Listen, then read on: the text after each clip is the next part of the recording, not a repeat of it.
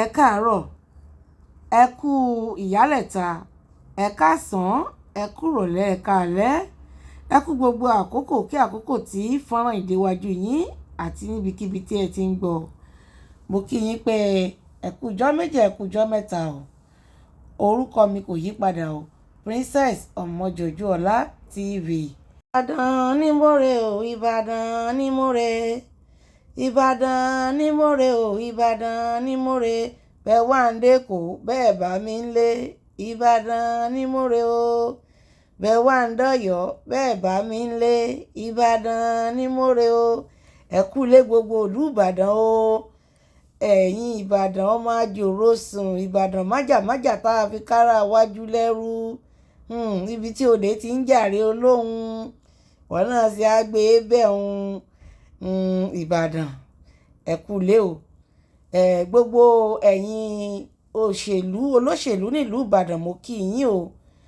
Pàtàkì ọ̀rọ̀ mi lọ sí ọ̀dọ̀ àwọn ọmọ ẹgbẹ́ APC ní Ọ̀yọ́ stéètì. Ó ga, ó lágbára, ó lẹ́tìkẹ́, ó gbẹnu tán. Ìlú Ìbàdàn wọ́n fakọyọ o. Wọ́n jẹ́ ká mọ̀ wípé pàápàá jùlọ nínú ẹgbẹ́ APC nílùú Ìbàdàn, gbogbo yín pátápátá tẹ́ ẹ fẹ́ díje fún ipò gómìnà ẹ̀yin ni mo wá bá o. Ọ̀rọ̀ mi lọ sọ́dọ̀ yín lónìí, ọ̀rọ̀ ìṣítí ni, ọ̀rọ̀ ìmọ̀ràn ni, àti pé mo kí gbogbo yín pátápátá tẹ́ ẹ gbégbá gómìnà, gbogbo yín lẹ́ka lẹ́tọ́ lẹ́ṣọ́ ẹ kójú òṣùwọ̀n. Kò sẹ́ni tí ò kójú òṣùwọ̀n nínú gbogbo yín o. Pátápátá látòkè délẹ̀, látòrí Adélabú Pẹ̀ǹkẹ̀lẹ̀ Mẹ́ẹ̀sì títí tó fi dórí Sàráfà Àdínì, gbogbo yín pátá lẹ́ka tẹ́ ẹ ṣó o. Ṣùgbọ́n ẹnìkan ṣoṣo náà ni ó ṣe gómìnà. Bó ti wulẹ̀ kẹ́ ẹ pọ̀ tó, ẹnìkan ṣoṣo ni ó di gómìnà. Èèyàn méjì ò lè jókòó sórí àga gómìnà lọ́yọ́ state lẹ́ẹ̀kan ṣoṣo. Àmọ́ o, ìmọ̀ràn mi fún yín rèé o. Àti wípé ní ọjọ́ àlàmísì ẹ̀kọ́ fojú mímu wọn o. Ìmọ̀ràn mi sì lọ sọ́dọ̀ gbogbo ẹ̀yin àgbààgbà ẹgbẹ́ tẹ́ ẹ jẹ́ àgbà ẹgbẹ́ lórí ẹgbẹ́ APC ní Ọ̀yọ́ stéètì. Ẹ̀sùn mọ́ bí ó ga, ó lágbára. Mo wo oríṣiríṣi ibi tí gbogbo wọn ti ṣe declaration. Gbogbo wọn ló lérò lẹ́yìn bìbà.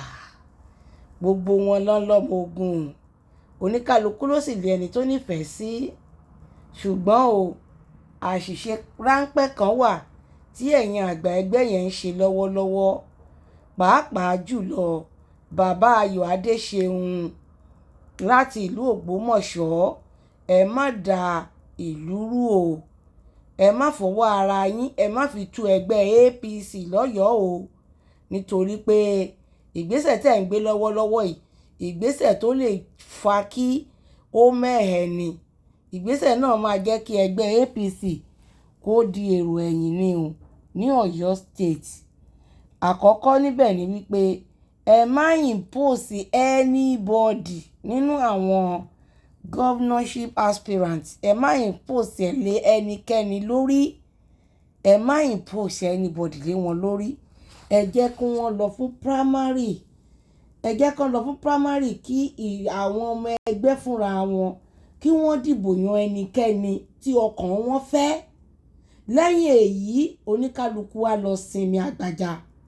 Ṣùgbọ́n kẹ́ wá sọ wípé ẹ̀yin fa ọwọ́ ẹnìkan sókè wípé nǹkan tí ààrẹ Bọ́lá Ahmed Tinubu sọ nìyẹn. Ó lè ṣiṣẹ́ bẹ́ẹ̀ lÉkòó, ó lè ṣiṣẹ́ bẹ́ẹ̀ níbikíbi, kò lè ṣiṣẹ́ bẹ́ẹ̀ lọ́yọ̀ọ́ o. Ọ̀yọ́ state ni wọ́n ń pe Ìbàdàn. Àwọn Ọ̀yọ́ state wọn ò ní gbà o. Àpẹẹrẹ rẹ̀ ti fojú mímu hàn fún yín ní ọjọ́ àlàmísì. Ẹ jẹ́ kí a gbọ́ díẹ̀ nínú àwọn àpẹẹrẹ tí gbogbo wa ti fojú rí, tí ẹ̀yin náà dẹ̀ ti ń gbọ́ hùrùhùrù lábẹ́ tẹ́lẹ̀. Ẹ má fi agbára fa ẹnikẹ́ni kalẹ̀. Lóòótọ́ àti lódodo ààrẹ Bọ́lá Ahmed lè sọ fún yín wípé Ali Sharafadeen Ali ni ẹgbẹ́ mú o, ṣùgbọ́n tí ẹgbẹ́ bá mú ẹ jẹ́ kí ó jẹ́ gbogbo ẹgbẹ́ ló mú, kì í ṣe ìkọ́ tí àwọn àgbà ẹgbẹ́ kan máa sọ wípé ààrẹ Bọ́lá Ahmed ti sọ fáwọn pé Sharafadeen làwọn fẹ́ kó wà níbẹ̀. Èyí fa ìkùnsínú fún ọ̀pọ̀lọpọ̀ àwọn èèyàn àti gbogbo àwọn tí àwọn náà fẹ́ díje fún ipò gómìnà ní Ọ̀yọ́ State. Nítorí ìdí èyí ìmọ̀ràn mi fún yín ni wípé ẹ ṣe nǹkan tí àwọn aráàlú fẹ́. Gbogbo wọn náà lérò lẹ́yìn, kò sí ẹnikẹ́ni tí kò lérò lẹ́yìn nínú wọn. Oníkálukú ló sì ní kándídéètì tiẹ̀. Ẹ jẹ́ kí wọ́n ṣe primary. Tí wọ́n bá ṣe primary èyí ló máa mú kí ẹgbẹ́ náà kó ṣe kíni, kó settle. Nítorí pé nígbà tí ẹni tí ó bá ti fìdí rẹmi láti primary yóò ti gbà kámú wípé tó nǹkan tí ẹgbẹ́ fẹ́ ni wọ́n ṣe. Ẹni tí ò bá dẹ̀ ti pass ní, tí ò ti wọlé ní primary, òun náà ti gbà kámú, á lè ṣiṣẹ́ papọ̀ pẹ̀lú ẹnikẹ́ni tí ẹgbẹ́ bá dìbò fún láti ṣíwájú wọn. Ṣùgbọ́n pé kẹ́ wá sọ fún àwọn kan pé kán lọ step down, kán lọ ṣiṣẹ́ papọ̀ pẹ̀lú ẹnìkan, wọ́n lè gbà bẹ́ẹ̀ káwọn ti gbọ́ o, ṣùgbọ́n yóò ní ìpalára fún ìbò pírẹ́sídẹ́ǹtì. Ẹ má sọ pé ọ̀rọ̀ tí mo sọ ẹ má kó dànù, nítorí wípé ipò ààrẹ Bọ́lá Ahmed Tinubu lọ́yọ́ state already wọ́n ti pín mọ́ra wọn lọ́wọ́ láti inú ẹgbẹ́ àkọọ́dù. Àwọn náà lẹ́ni tí wọ́n fà kalẹ̀ o. Ẹ má wàá gbàgbé pé lánàá òde òní ni Ṣèyí Mákindé, Olúṣèyí Mákindé òun náà ti fi ìhónú rẹ̀ hàn pé òun náà fẹ́ di ààrẹ orílẹ̀-èdè ní 2027. Kò dàbí ti 2023 o, tí gbogbo wọn pawọ́pọ̀ tí wọ́n ṣiṣẹ́ fún Bọ́lá Ahmed Tinubu. Ṣé wàá mọ̀ pé lásìkò tá a wà yìí ohun ẹlẹgẹ́ gbáà ní ipò ààrẹ lọ lọ́wọ́lọ́wọ́ báyìí, pẹ̀lú àwọn ọ̀pọ̀lọpọ̀ ọ̀tá tí wọ́n ti dìde, tí wọ́n ti ń pín yẹlẹyẹlẹ, tí wọ́n ti ń dá ẹgbẹ́ oríṣiríṣi sílẹ̀. So nídìí èyí màá fẹ́ kí inú ilé yín kó dúró déédéé. Ẹ̀yin Ọ̀yọ́ State ẹ fọwọ́sowọ́pọ̀, ẹ lọ fún primary. Ẹ má fa Sharafadeen lé wọn lórí ní tipátipá o. Bí ẹ bá ṣerú eléyìí yóò pa ìbò ààrẹ Bọ́lá Ahmed Tinubu lára. Àṣírí ni mo sọ fún yín, tẹ̀yin náà sì mọ̀ pé bí ó ṣe rí nìyẹn. Láti ìgbà tí wọ́n sì ti ń dìbò ní ìlú Ọ̀yọ́ State, ní ìlú Ìbàdàn, mi ò rò pé APC tí wọlé rí. Ajímọ̀bí gan tó wọlé ó dàbí pé ẹgbẹ́ ṣé Action Group àbíbo ló ti ACN àbíbo ló ti gbà wọlé. So ẹ rí i pé PDP ló máa ń sábà wọlé ní Ọ̀yọ́ State. Ṣùgbọ́n ẹ ti ní chance gan o láti wọlé gómìnà lọ́yọ́ State. Ìjọba APC ẹ ti ní chance láti di gómìnà lọ́yọ́ State lẹ́yìn Ṣèyí Mákindé o. Ẹ má jẹ́ kí àwọn àgbà ẹgbẹ́ kan kí wọ́n da ẹgbẹ́ yìí rú mọ́ yín lọ́wọ́, kí wọ́n bàjẹ́ fún yín. Ẹ jẹ́ kán ṣe primary. Lẹ́yìn tí wọ́n bá ṣe primary, tí ẹ bá ti fọwọ́sowọ́pọ̀ pé ẹni tí ó wọlé leléyìí, iṣẹ́ náà á ṣe é ṣe. Ó dẹ̀ dá mi lójú pé tẹ́ ẹ bá ṣe léyìí ẹ rí wípé ẹgbẹ́ APC yóò wọlé lọ́yọ̀ọ́ o. Ṣùgbọ́n tí ẹ bá ṣe léyìí, tẹ́ ẹ fa ẹnìkan lẹ̀ gẹ́gẹ́ bí kọ̀sẹ́sọ̀ yín yóò lẹ́tìkẹ́ díẹ̀ o. Ẹ má dánrú ẹ̀ wò.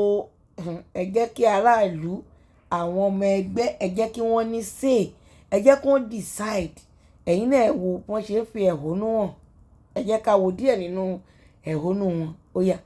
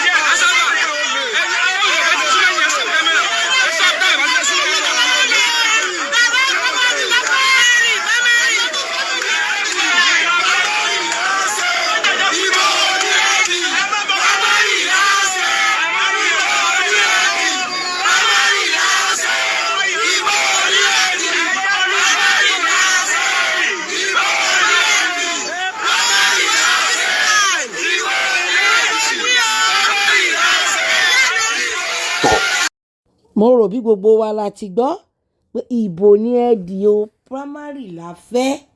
Bí ẹ bá sì ṣe léyìí yóò jẹ́ kí ẹgbẹ́ APC àti rọ́wọ́ mú fún ipò gómìnà lọ́yọ̀ọ́ state yóò nira díẹ̀, yóò nira o, kò ní ṣeé ṣe nítorí pé aráàlú nǹkan tí wọ́n fẹ́ ẹ̀ bá wọn fẹ́ kó má bàa affect presidential election lákọ̀ọ́kọ́ nìyẹn. Ẹ̀kejì ẹ wá tún wá wò ó, àwọn bàbá Ayọ̀ Adéṣeun yìí ẹ lè impose anybody lé wọn lórí tẹ máa sọ wípé ààrẹ ti sọ wípé no, Ìbàdàn ò fẹ́ gbọ́rú nǹkan bẹ́ẹ̀ o, Ìbàdàn wọn ò fẹ́ gbọ́. Ẹ rí i pé nǹkan tó jẹ́ kí Ṣèyí Mákindé rọ́wọ́ mú ní ọdún tó wọlé ni wípé ó sọ fún Ìbàdàn pé òun ò ní godfather, no more bàbá sọ pé. So gbogbo àwọn nǹkan báyìí ó yẹ kẹ́ ẹ ṣàkíyèsí ẹ̀kẹ́ tó máa wá sọ irú ọ̀rọ̀ tẹ́ ń sọ níta gbangba yìí, ẹ̀yin náà gbọ́. Ẹgbẹ́ wa ní 2027 election tí ó sì wọlé gómìnà ìpínlẹ̀ Ọ̀yọ́ lọ́jọ́ kò ní ààrẹ orílẹ̀-èdè wa àwọn náà gbéṣẹ́ rán mi. Wọ́n tó pe ẹ̀gbọ́n Ayọ̀ Adéṣeun ní president kọ́kọ́ ti pè mí bàtàì ìwọ lọmọ mi ní Ọ̀yọ́ state ilé ìṣàráfà àti ọ̀paramọ́ pẹ̀sẹ̀ àádẹ́tì lẹ́yìn tí ó dìbò tí ó wọlé. Ẹ̀yin náà ṣe gbọ́ nǹkan tẹ́ ẹ sọ, kò lè ṣeé ṣe bẹ́ẹ̀ o nítorí pé àwọn èèyàn ń bínú. Ẹ lè sọ bẹ́ẹ̀ yẹn kí àwọn èèyàn dẹ̀ accept, kò lè ṣeé ṣe bẹ́ẹ̀. Nítorí ìdí èyí ẹ jẹ́ kí wọ́n lọ fún primary kí wọ́n decide ẹni tí ó wù wọ́n. Ẹ má sọ pé bàbá sọ pé. Bàbá Bọ́lá Ahmed Tinubu, mo bẹ̀ yín, mo rọ̀ yín, ẹ bá wọn dá sí i. Ẹ jẹ́ kó yé wọn wípé gbogbo yín pátá ẹ lọ fún primary, àbí kí ló ń bà yín lẹ́rù? Ẹ jẹ́ kó lọ fún primary. Bàbá wa Tinubu ẹ bá wa fẹnu sí fún wọn. Ọ̀yọ́ state kò ní í dàrú o. Àti pàápàá ẹ ti ní oore ọ̀fẹ́ láti di gómìnà lẹ́yìn Ṣèyí Mákindé ní ẹgbẹ́ APC lọ́yọ̀ọ́ state nítorí pé gbogbo àwọn tẹ̀fà kalẹ̀ ló kójú òṣùwọ̀n tí wọ́n sì lérò lẹ́yìn.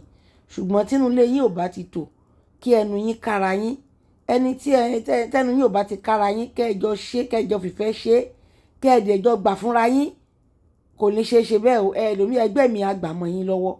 Nítorí ìdí èyí ẹ ṣe nǹkan tí àwọn ẹgbẹ́ bá fẹ́, ẹ má impose anybody lẹ́nì kankan lórí.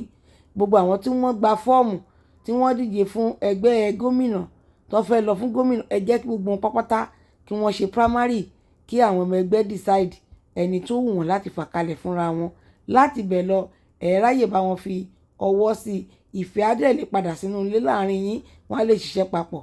Ṣùgbọ́n kẹ́nìkan step down fẹ́nìkan kò ní rọrùn, ó máa affect bàbá Bọ́lá Ahmed Tinubu ní ipò ààrẹ tó ń bọ̀. Ẹ ronú sí ọ̀rọ̀ ìṣítí ni, ìmọ̀ràn ni, ó dàbọ̀.